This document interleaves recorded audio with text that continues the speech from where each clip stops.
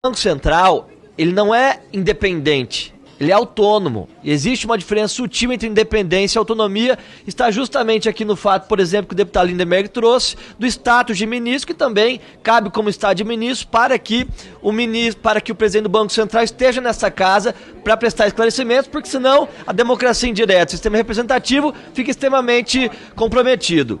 E no nosso entendimento de grande parte dos parlamentares dessa casa, a taxa de juros de equilíbrio da economia brasileira, tanto de curto quanto de longo prazo, está muito abaixo da taxa de juros que o Brasil vem exercendo hoje, 13,75 ao ano, já há algum tempo.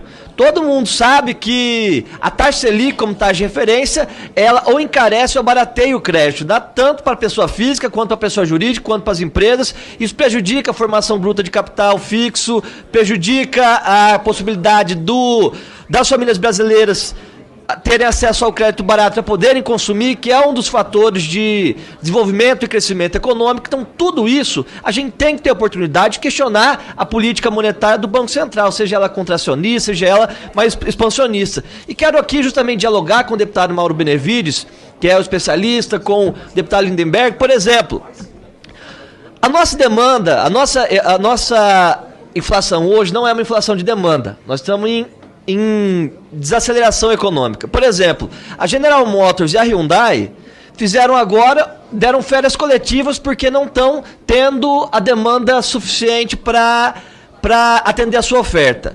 Nós temos hoje no Brasil capacidade instalada ociosa de cerca de 2,5 milhões de unidades de carros, de automóveis a serem produzidos no Brasil. Portanto, a inflação não é de demanda, em sua grande parte é de custo, tem a ver com o cenário internacional. O que, por exemplo, preço administrado, preço monitorado de energia, de combustível, especialmente com preço atrelado ao câmbio e ao cenário internacional, no que a taxa de juros atinge isso? Em nada. Em relação, por exemplo, à indexação da economia, os aluguéis são reajustados de acordo com o IGPM, e o IGPM tem uma sensibilidade muito grande ao câmbio. Sobe o câmbio, desvaloriza o real. O que isso tem a ver com taxa de juros? Alimentos, senhor presidente. A gente depende, grande parte, dos fertilizantes de importação. 80% deles da Rússia. Rússia está em guerra com a Ucrânia. Diminui a oferta, vai estourar o preço. O que isso tem a ver com taxa de juros e contração da demanda interna? No meu entendimento, não tem nada a ver. Isso vem de inúmeras ações, por exemplo, a política de diminuição de estoque regulador da Conab, que diminuiu o armazenamento, por exemplo, de arroz em 1 milhão de toneladas para 21 mil toneladas. No que é que a taxa de juros afeta nisso? É isso que nós queremos dialogar com o presidente do Banco Central para que ele possa nos apresentar e, inclusive, discutir se há necessidade de a gente fazer uma revisão do sistema de meta de inflação. Deputado Mauro Benevides, se há necessidade de a gente fazer uma revisão do sistema de meta de inflação.